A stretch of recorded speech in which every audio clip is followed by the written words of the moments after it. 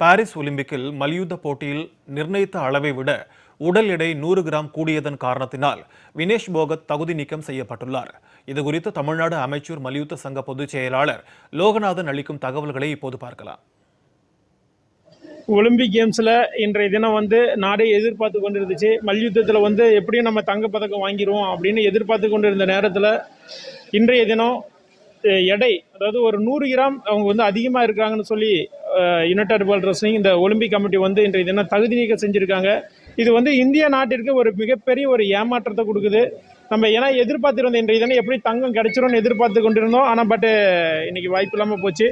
அதாவது ரெஸ்லிங்கை பொறுத்த வரைக்கும் 2 நாள் இப்போ காம்படிஷன் நடக்குதுன்னா, முதல் நாள் காம்படிஷன் டைமுக்கு முன்னாடியும் சரி, 2வது நாளும் சரி, 2 நாளுமே அவங்களுடைய 50 கிலோ எடைக்கு கீழே அவங்க வெயிட்டு குறைச்சிருக்கணும். ஆனால் அவங்க ஃபர்ஸ்ட் டே குறைச்சி இப்போ மேட்ச் ஒலிம்பிக் கேம்ஸினுடைய அந்த ப்ரொசீஜர்லாம் ஃபாலோ பண்ணி அதில் செலக்ட் ஆகி ஒலிம்பிக் கேம்ஸ்லையும் எதிராளியான உலக நம்பர் 1 வீராங்கனை, ஜப்பான் வீராங்கனை, யாருமே தோற்கடிக்கப்படாத வீராங்கனைன்னு சொல்லக்கூடிய அவங்களையும் வின் பண்ணியிருக்காங்க.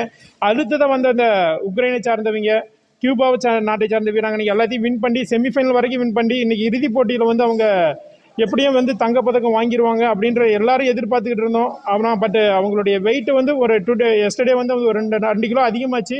ஆனால் அவங்க 2 கிலோவை கூட அது குறைக்கிறதுக்கு உண்டான அனைத்து முயற்சிகளையும் மேற்கொண்டாங்க. அது பலன் இல்லாமல் கிட்டத்தட்ட அவங்க ஒரு 100 கிராம் குறைக்க முடியாமல் போய் இன்றைய தினம் அவங்க பார்ட்டிசிபேட் பண்ண முடியாத ஒரு சூழ்நிலை. ஸோ அதனால் அவங்க ஒலிம்பிக் கமிட்டி அவங்கள டிஸ்குவாலிஃபை பண்ணிட்டாங்க. இது இந்திய நாட்டிற்கே ஒரு மிகப்பெரிய ஒரு ஏமாற்றத்தை கொடுத்துருக்குது. நம்மளும் மிகப்பெரிய ஒரு வருத்தத்தில் தான் இருக்கிறோம். ஏன்னா எல்லாரும் இந்த ரெஸ்லிங் மூலிமா மெடல் கண்டிப்பாக தங்கம் கிடைச்சிரும்னு எதிர்பார்த்துட்டு இருந்தோம். இது ஒரு மிகப்பெரிய ஏமாற்றம் தான்.